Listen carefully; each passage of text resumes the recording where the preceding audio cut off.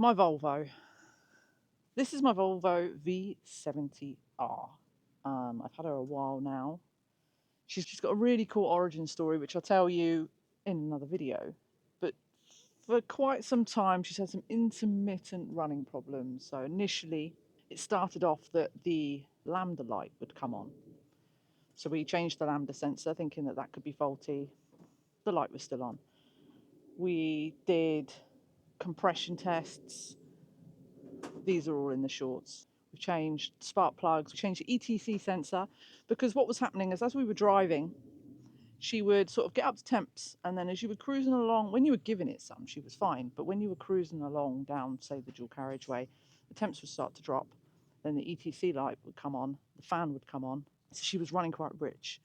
She was running, can't even say that. So she was running quite rich, which, as she's burning extra fuel, the lambda light or the lambda sensor was picking up that she was overfueling and she was running rich, hence why the light came on. We changed the ETC sensor, then we checked the wiring for the ETC sensor, and the clip was completely and utterly naffed, gummed up with shit. So we ended up taking that off, reconnecting the pins and shrink wrapping them.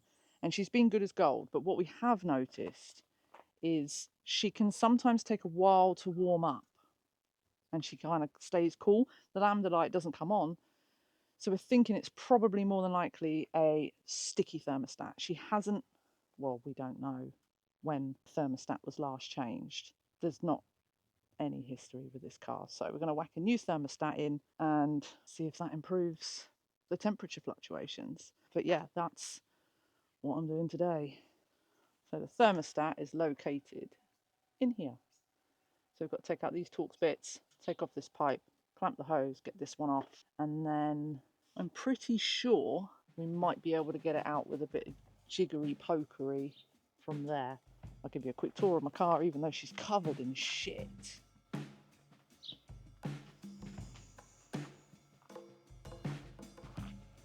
Currently in the process of restoring her. She needs a bit of work. She's a 7-seater as well, not that the seats are up at the moment. And she's a manual.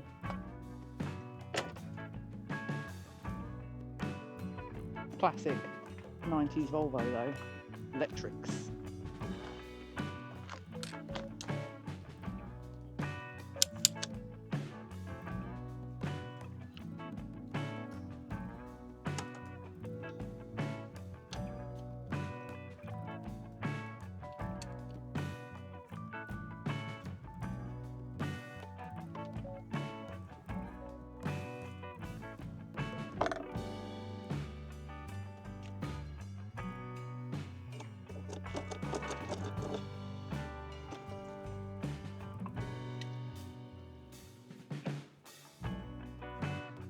Pretty sure I didn't do that last time.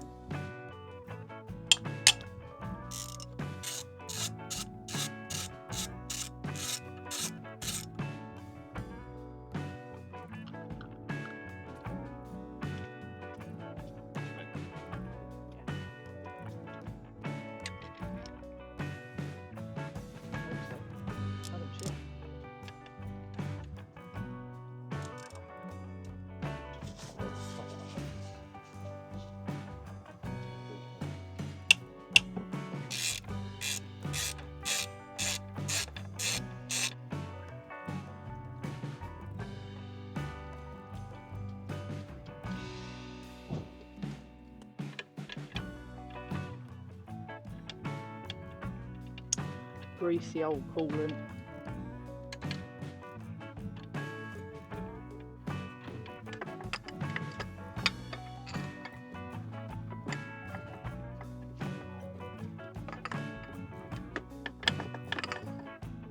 One thermostat housing out.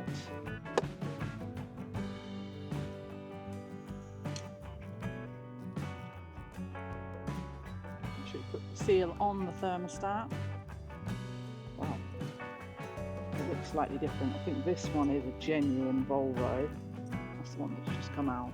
But we don't know how long that's been in there. That could have been in there for the last 25 years. So this is just a Febby one. Thought it was cheap enough to see if it will cure the problem.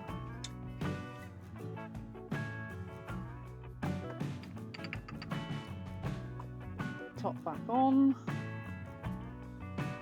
bolts back in. I like it when I get a nice easy job. Oh,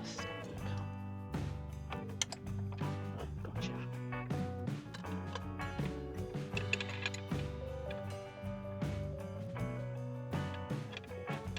Never wind your bolts in with the machine. Always do it back. Don't want to cross over.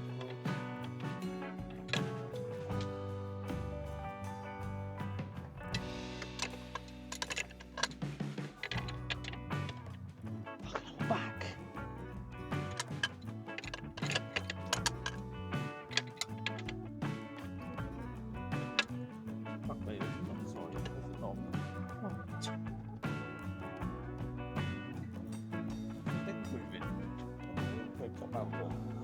They were replaced though. Oh, was it? Unless you put them in wrong. Yeah. They could have put them in wrong. That's the other thing with this car. It's had this nasty knock since I've had it. I've been trying to diagnose it, and the guy that owned it before said he replaced the strut tops. There's that.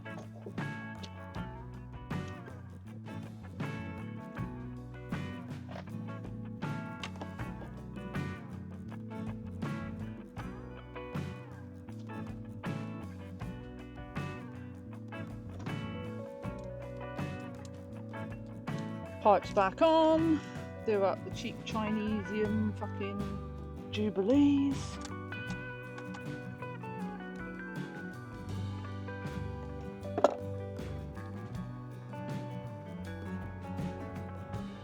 And that should move the clamp. Top out the coolant, which I've got genuine Volvo coolant.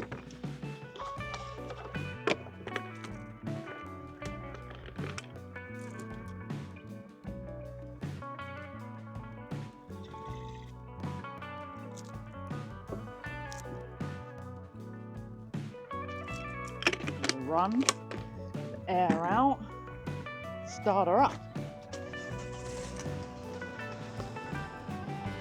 Oh, fuck me, hang on. Now, Mark, can you kindly give us a wiggle again? That side doing it.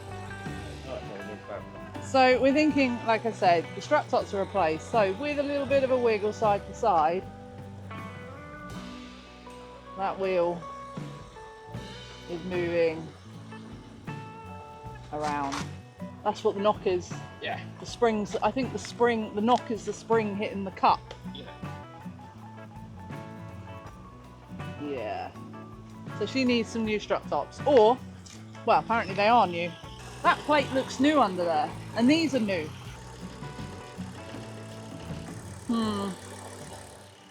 That's another job. For another day, for another video.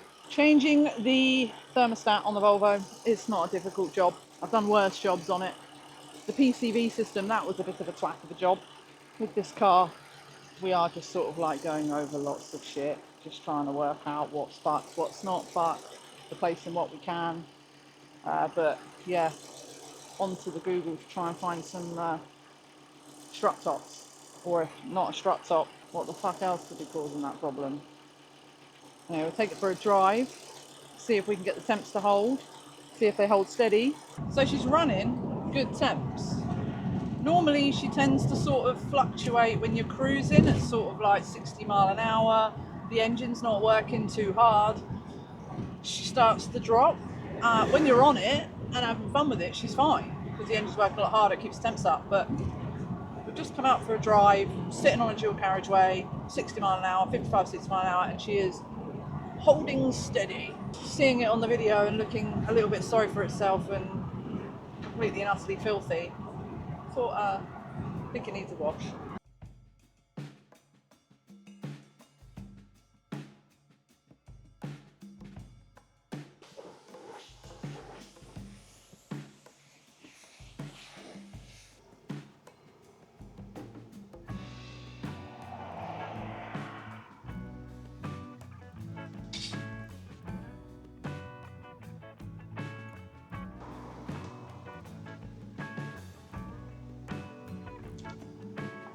So after that drive, temps held perfect all the way there and back. We've given it a clean, and yeah, seems to be all right. So after, you know, much fucking about, much changing stuff, much fucking pissing around with electrics, we seem to have rectified the problem.